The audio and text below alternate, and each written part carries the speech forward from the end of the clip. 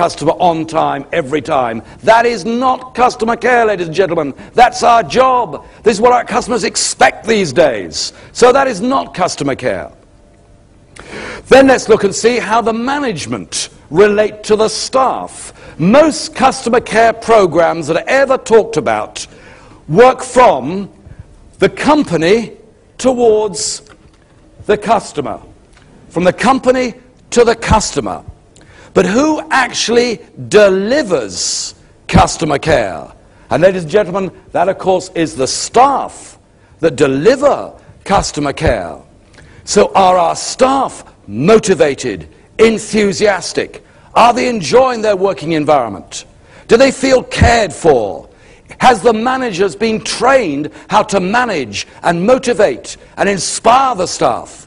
Because if the staff aren't happy and working in a conducive environment, that the management is good, there's no way are they going to deliver customer care.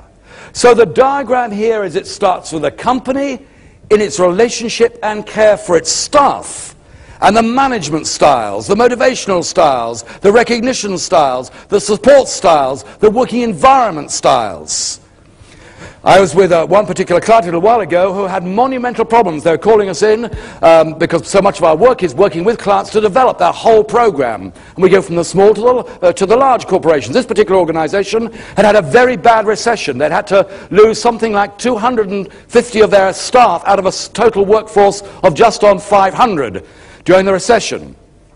Their marketplace was immensely competitive. As the recession came to the end, they developed a new product. They launched this new product on the marketplace, and it took off like a rocket. Became an absolutely incredible demand product.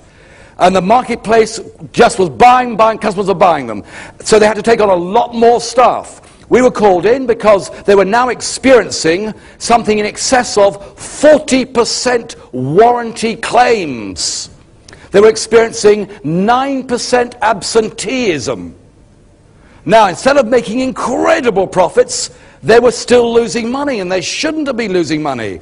And I discovered a number of different things. I found the working conditions were appalling. I went into the loos. They were dreadful.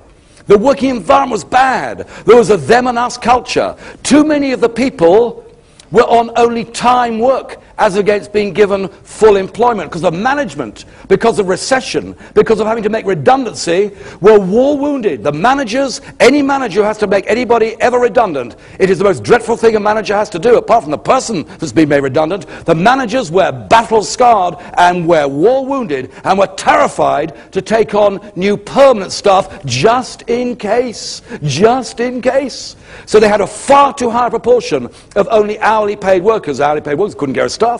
And so we did a number of things. We put everybody into a uniform. Management right the way down through. Name of the company on one pocket, individual names here. We cleaned up all the loos. We put in a catering area so all the people could eat together in a nice facilities and well subsidized.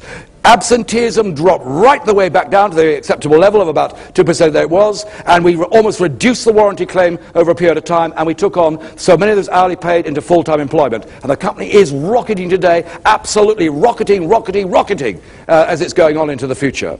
So how we care as a management to our staff is an integral first stage of then developing this whole cycle, how we look after our own people. We've talked about a little bit about the management perspective of managing our staff, but now let's talk about the internal relationships that go on. Who do you and I provide a service to internally? For example, I have to provide a service in my business to two key people. One is my personal assistant, Kathy Noon, and it's my job to provide her with an outstanding service. If she takes a call and promises that I'm going to phone that person back, if I don't, I let her down and she's going to get another call which wastes her time. She has to provide me with information so I know where I'm going. So she provides me with a service, I in turn provide her with a service. She needs her dictation done at a certain time of the day so she can plan her day out to use her time really well and know the workload of the day. So my job is to provide her with a very good service, she has to in turn provide me with a good service. The other key person I have to work with in my organization is my sales manager, Julian Capewell. I have to provide Julian with a service in as much as if he wants a decision or information and I don't give it to him, he can't do his job effectively. He in turn provides me with a service because I need information in order to make the right decisions. So he in turn has to provide me with a good service. So all of us in business start off by having to give a service to each other. How we work with our colleagues, maybe in our own department, then how do departments work with other departments? How do we actually work with each other is so important to get this bit right. Then we can start to look at the external service that we provide to our external clients and our customers who of course pay our accounts and give us the revenue. So let's start off with a few thoughts on these. What is the internal goal? Do all of you or do your staff know what the goal is for the week, for the month, for the year? Because if we don't know what the goal is, it's very difficult to have direction. You know the old saying, a person going nowhere normally gets there. So it is absolutely essential for us all to know what the goal is. If I said to any of your staff, what is the goal for this week? What's the goal for the month? Could they tell me? You'll be relieved to hear that is another rhetorical question. But it is so important for us to be very clear-minded on what the goal is. We've looked at the customer who pays us the money. We've looked at the customer internally. But there's another major customer that we often neglect, and they're definitely treated as the enemy, and that is our suppliers, ladies and gentlemen.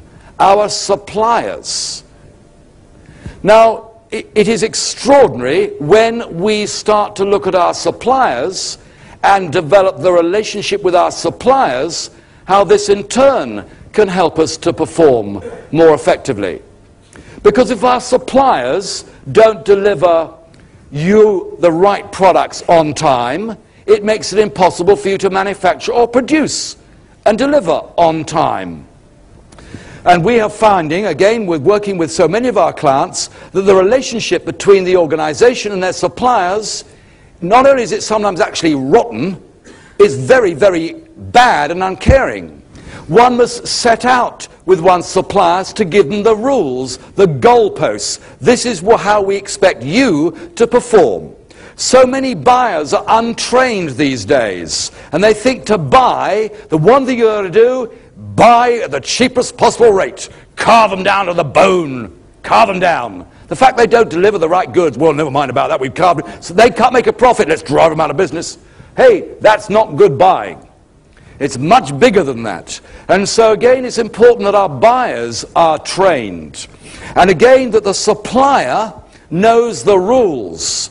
And beyond those rules, if they break those rules on your terminology, so many people only operate on the supplier's contract as against your contract of terms, and there has to be a marrying together there. So we work with our suppliers so they know what our expectations are of the right product. So I get another of our clients is having too much of their products that come in, and they're a reseller, so they buy in and sell straight on, and it's a departmental chain, and they get so much of the products that come in are faulty. Well, that's unacceptable. Unacceptable today, ladies and gentlemen. But they don't tell the suppliers fast enough or quick enough and haul them in and work with them. And it's cost an enormous amount of money, and it makes their own customers dissatisfied because they can't then deliver to the customers, because then they're waiting because they've had to send the goods back. So they're upset. So the relationship with our suppliers is very important. They clearly know the rules. And then let's go on to, do we pay them? Because some companies think it's clever not to pay the suppliers. Hey, we want a relationship, let's pay them. Our job is to keep them in business. We want to build a relationship. And it's amazing how people will look after those that pay them on time, every time. Oh, we don't upset them. Oh. So payment back to our suppliers is very important. And this builds again in the whole culture of the relationship and the service. And again, we should be expecting our suppliers to train our staff and the relationship that goes on there in certain instances. So again, they can bring their knowledge in about their particular products. And again, it cements a relationship. So the whole customer ethos that goes back to the suppliers is all part. It's another piece of that little jigsaw.